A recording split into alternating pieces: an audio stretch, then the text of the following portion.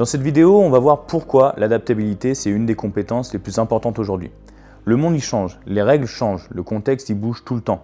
Et ceux qui dominent, c'est pas les plus forts, c'est ceux qui savent s'adapter. Et ça, on l'a vu pendant le Covid. Il y a des boîtes entières qui se sont écroulées, mais par contre, il y en a d'autres qui ont explosé. Parce qu'elles ont su s'adapter, elles ont fait de la livraison, elles se sont mises au digital, télétravail, nouveaux services, peu importe. Mais le contexte, il ne change pas non plus qu'à l'échelle mondiale, il change aussi dans votre vie.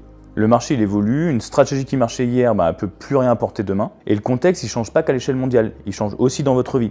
Par exemple, vous vous êtes mis dans un marché qui évolue, une stratégie qui marchait hier ne peut plus rapporter demain. La réglementation, elle change.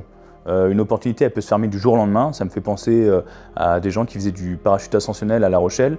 Du jour au lendemain, ils n'ont plus les autorisations, et leur commerce, il a totalement fermé. Votre famille, elle évolue, un enfant, un divorce, un mariage, un déménagement, peu importe, mais ça peut changer directement vos priorités. Votre santé aussi, ou celle de vos proches.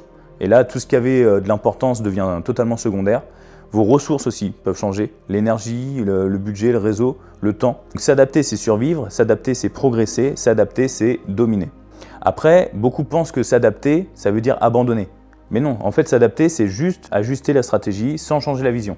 Vous gardez le même cap, mais vous modifiez le chemin.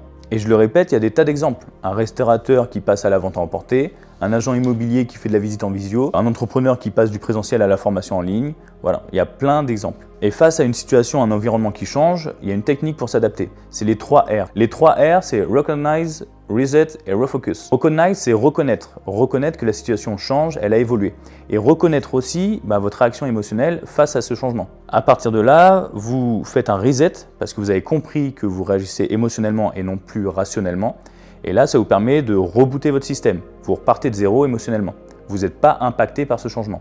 Et vous avez après le refocus, vous vous rappelez de pourquoi vous faites les choses, vous vous rappelez de vos objectifs et ça vous permet de raligner vos émotions avec l'objectif en cours. Donc vraiment, ce n'est pas celui qui a le plus de force qui gagne, c'est celui qui s'adapte le plus vite. Faites évoluer vos stratégies, ajustez vos outils, adaptez vos méthodes, mais gardez votre vision, tenez votre cap.